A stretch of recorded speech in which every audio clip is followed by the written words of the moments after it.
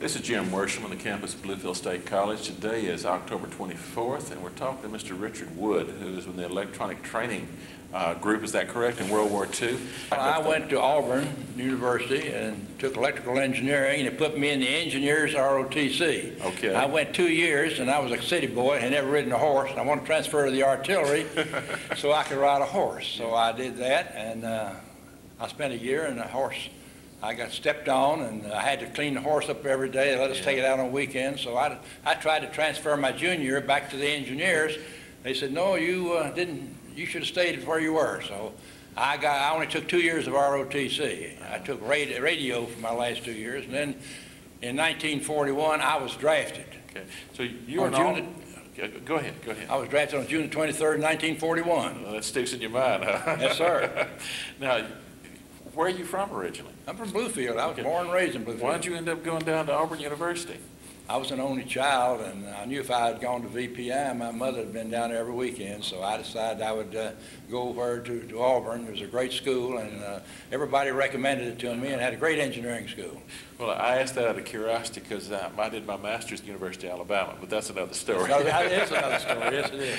Okay, so it's 1941. 1941. Okay, and you finished up to... I finished Auburn in 38, but okay. I was drafted on June the 23rd, 1941. Okay, once they drafted you, then what happened? Did that experience I went to Fort help I was sent to Belvoir, Virginia, and I took basic training. I learned how to build pontoon bridges and all the various types of roads and power lines that the Army builds. And you crawl through the mud and under barbed wire and they shoot over your head, you know. Oh, yeah. I got a real training in infantry training, engineering training at Fort Belvoir. And well, they put you in engineering because of your previous experience? And that's because I had an AE degree. Okay, and, that makes sense. I had a lot of radio experience. They commissioned me at Fort Belvoir on about August the 10th, 1941. Okay. And sent me to Fort Monmouth, New Jersey. Okay. There I got into Signal Corps. I went back in basic training. I had plenty of training. Had another course of basic training at Fort, but it was nothing compared to what the engineers go through. These people were mostly scientists and technicians, and they were not really the soldiers that we had at Fort Belvoir. That was a fascinating experience. It was a fascinating experience. I'm glad you met some interesting people that way. Then on the 1st of October, they put us all on the train, and we went to Montreal, Canada, and met the 2nd Canadian Armored Division. And they put us on a train in Montreal and sent us to Halifax, Nova Scotia, and we boarded onto the British liner, the U.S. Andes, supposed to hold 400 people. They put 4,000 of us on there. I bet you that was a crowd. How long did that trip last? Well, they told us we were supposed to leave on a certain day earlier in October, and Lord Haha, who was the German, he identified our ship and said we would never get to England. And you heard this broadcast? We heard this on the broadcast, so they held us for a convoy. Didn't let us go by ourselves. So we got in a convoy of 7 ships. We had 6 destroyers, and we gave us air cover out of Canada halfway across, and the English came out and met us the other way, and they dropped depth charges all the way, so the U-boats were all around us, but they managed to protect us and get us to England. Did you see any U-boats, any signals, or any sign of them? Oh, the destroyers were dropping. They shoot the depth charge, and it goes down, and the water blows up. You can see this all the time, and it's very interesting. Did they sink any?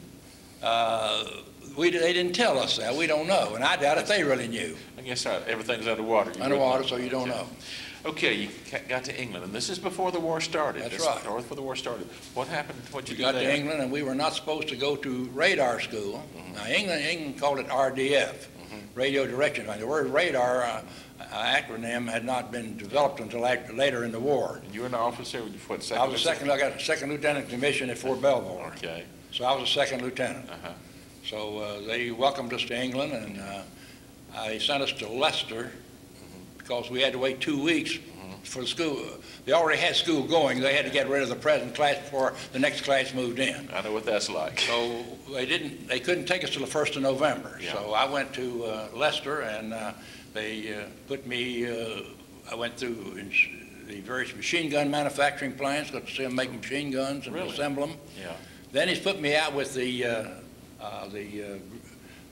commandos. Oh, really? I was back in basic training again. Well, you trained with the commandos? I was trained with the commandos at Leicester. I crawled under the gunfire and through the barbed wire, And they invited me to even go to France with them on these raids. And I told them I had to go to school the 1st of November, so I didn't get to go to France on one of the raids. But these were the boys that made the trips over to France and made the raids. And some of them were not so successful. Good thing you didn't choose to They go with them. they had a very interesting device that I never have seen anywhere else. Yeah. They carried it in their boot. Yeah. It looked like a slingshot. It had a piano wire on it. Oh, really? They said you go up behind the guard and pitch it over their head, and that's the way it works very well. I've never seen anything like that. Well, they did it on straw for me. And Yeah. it was right effective. I didn't have an opportunity to ever use one, but So it's a slingshot with piano? it's out of metal. Yeah. It was a forked piece and had piano wire across it. Uh-huh. And you come up behind the guard and pull it right in the They neck? could step up behind the guard and pitch it over his head, put their knee in his back, Yeah. and he would jump forward, so it would decapitate him very quickly. And I didn't know about that. This is Well, that was an interesting subject I saw there. Anyway, we went on to Bury, Lancashire, Okay. to Wellington Barracks. They were set up for a school. The school had been in London, but had been bombed out, and they moved it to Bury. Yeah. Bury's north of Manchester, just right about Manchester in Yeah. England. And they had some very fine professors there from Oxford and Cambridge. They taught. They were highly mathematicians and scientists of various kinds. And they introduced us to the new device that they had in England called RDF, that's radio direction finding. Later became radar. Yeah. And this was nothing but a radio signal. And they could detect aircraft by pulsing out a radio wave and getting a re-radiation from it, a reflection or re-radiation. How far out in this early radar, how far out could they go?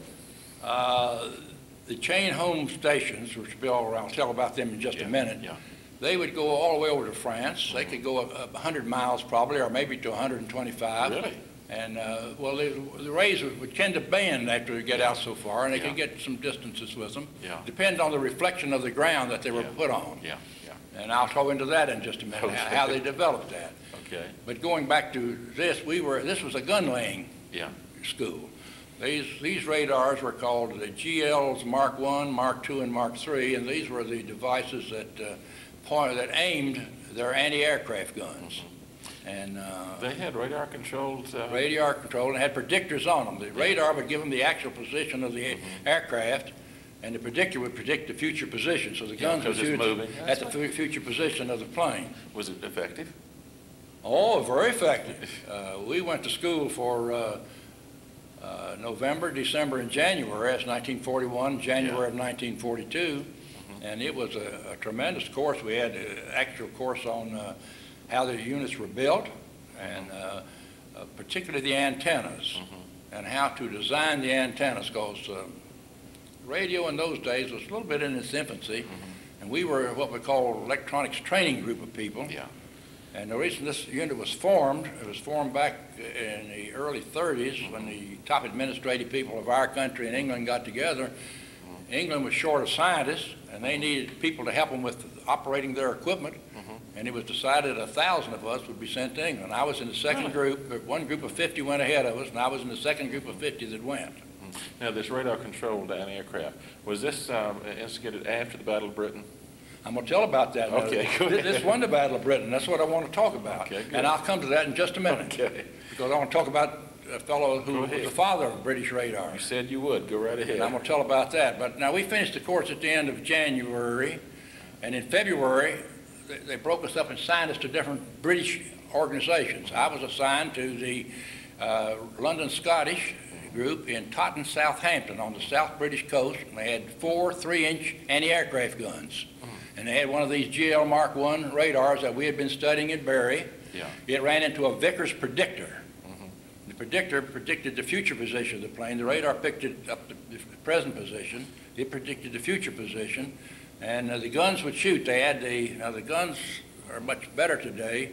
Those guns, they had to cut the fuse based on Really? the elevation of the airplane. Okay.